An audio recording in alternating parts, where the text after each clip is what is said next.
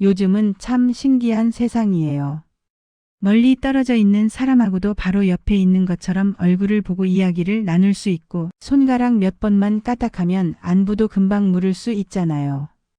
마음만 먹으면 하루에도 수십 번, 수백 번 소식을 전할 수 있는 그런 세상이지요. 그런데 말이에요. 제 젊은 시절에는 상상도 못할 일이었답니다. 누군가의 소식이 궁금하면 며칠이고 몇 주일을 꼬박 기다려야 했어요.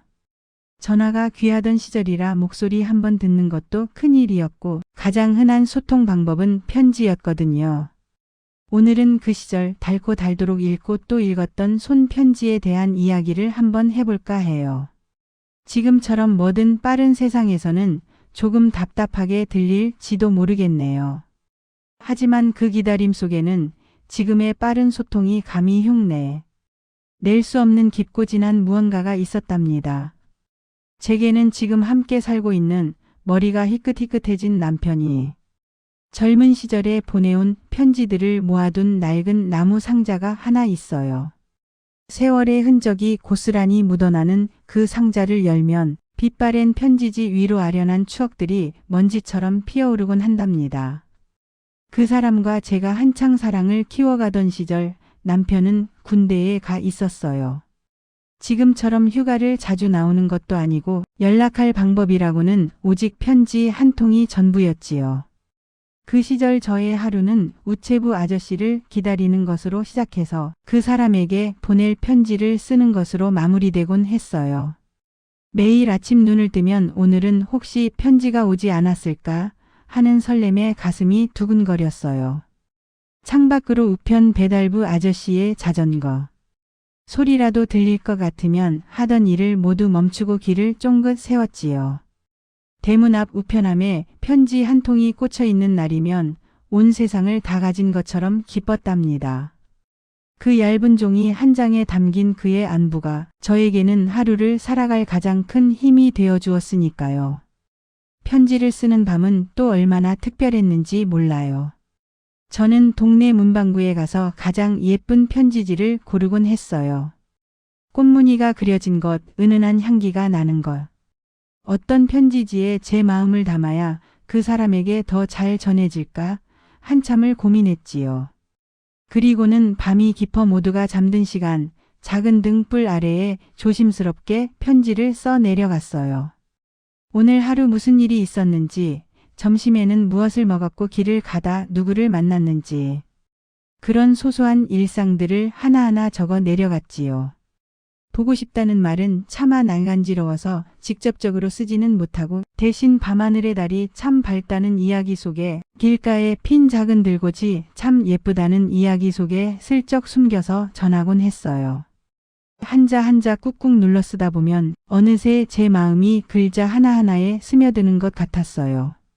이 글자들이 그 사람에게 날아가서 고된 훈련으로 지친 그의 마음에 작은 위로가 되기를 간절히 기도하면서요. 썼다 지웠다를 반복하고 혹시나 틀린 글자는 없는지 몇 번이고 다시 읽어보았어요. 그렇게 정성을 다해 쓴 편지를 곱게 접어 봉투에 넣고 우표에 침을 발라붙여서 빨간 우체통에 넣는 순간까지 그 모든 과정이 저에게는 사랑을 표현하는 소중한 의식과도 같았답니다.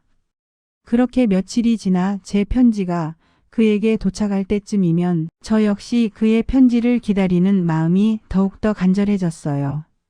그가 있는 곳에 소인이 찍힌 편지 봉투를 받아들면 심장이 어찌나 쿵쾅거리던지 행여나 구겨질까 조심스럽게 봉투를 열고 익숙한 그의 글씨체로 채워진 편지지를 펼치는 순간의 그 떨림은 아마 경험해보지 않은 사람은 모를 거예요. 편지에는 그의 세상이 담겨 있었어요.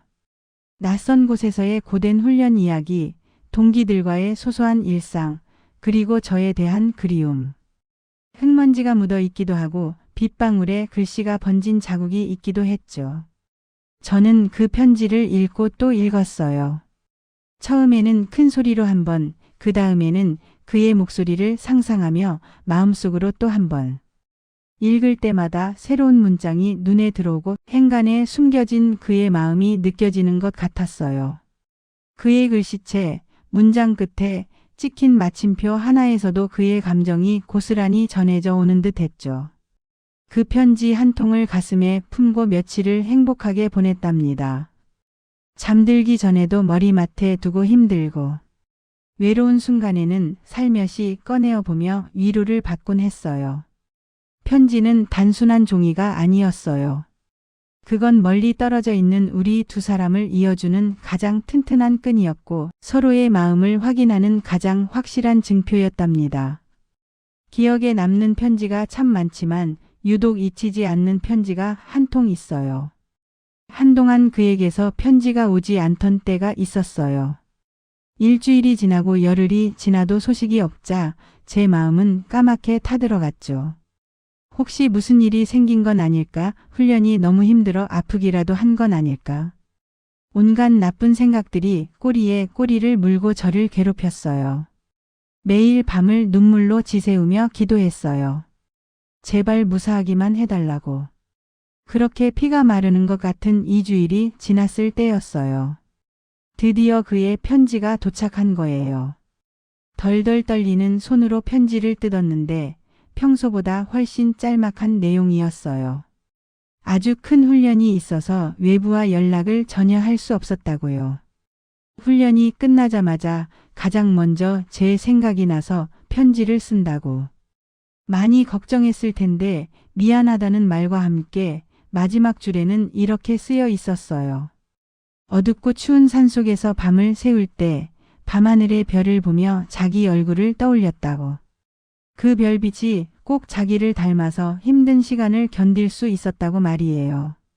그 문장을 읽는 순간 그동안의 걱정과 불안이 눈 녹듯 사라지면서 뜨거운 눈물이 뺨을 타고 흘러내렸어요. 그 어떤 화려한 말보다 그 어떤 비싼 선물보다 더 큰 감동이었어요. 그 편지 한 통이 저에게는 세상 전부와도 같았죠. 아, 이 사람은 정말로 나를 생각하고 있구나. 우리의 마음은 이렇게 멀리 떨어져 있어도 단단하게 이어져 있구나. 그 믿음이 제 마음을 가득 채웠답니다. 세월이 흘러 우리는 결혼을 했고 이제는 매일 얼굴을 마주보며 살고 있어요. 더 이상 편지를 쓸 일도 애타게 기다릴 일도 없게 되었죠. 하지만 가끔씩 남편과 함께 그 낡은 상자를 열어보곤 해요. 노랗게 변색된 편지지를 조심스럽게 펼쳐들고 풋풋했던 시절. 우리가 주고받았던 마음들을 소리 내어 읽어봅니다. 그러면 우리는 어느새 수줍음 많던 그 시절의 청년과 숙녀로 돌아가곤 하죠. 쑥스럽다며 손사래를 치는 남편의 얼굴에도 제 얼굴에도 어느새 환한 웃음꽃이 피어납니다. 그때는 뭐가 그렇게 애틋했을까? 뭐가 그렇게 좋았을까? 웃으며 이야기를 나누다 보면 우리가 함께 걸어온 시간의 소중함을 다시 한번 깨닫게 돼요. 빠르게 변하는 세상 속에서 우리가 혹시나 잊고 살았던 소중한 감정들이 그 낡은 편지들 속에 고스란히 살아 숨쉬고 있었던 거예요. 여러분, 요즘 우리는 너무나 쉽게 마음을 전할 수 있는 시대에 살고 있어요. 손가락 하나로 사랑한다고 말하고 고맙다고 말하고 미안하다고 말할 수 있죠. 물론 그것도 참 편리하고 좋은 일이에요. 하지만 가끔은 조금 느리고 조금은 번거로운 방법을 선택해 보는 건 어떨까요?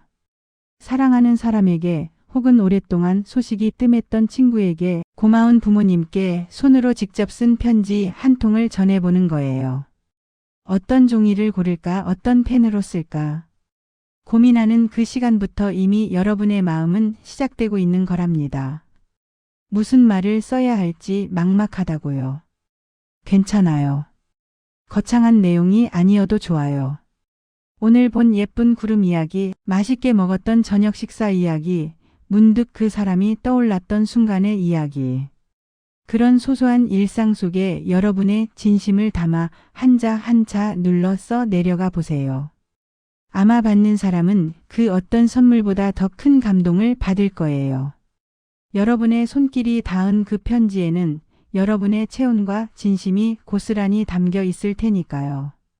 기다림의 시간은 때로 우리를 불안하게 만들기도 하지만 그만큼 설렘과 기대를 키워주는 선물이 되기도 한답니다. 무언가를 애타게 기다려본 사람만이 그것을 얻었을 때의 기쁨을 온전히 누릴 수 있는 법이지요. 우리의 마음을 전하는 일도 마찬가지인 것 같아요. 너무 빠르고 즉각적인 소통에 익숙해져서 우리는 어쩌면 마음을 전하는 일의 소중함을 조금은 잊고 살아가고 있는지도 모릅니다. 하지만 기억하세요. 마음과 마음이 만나는 데에는 시간이 필요하답니다. 정성을 들여 내 마음을 글로 옮기고 그 글이 상대방에게 도착하기를 기다리는 그 시간들이 모여서 우리 관계를 더욱더 단단하고 깊이 있게 만들어준다는 사실을요.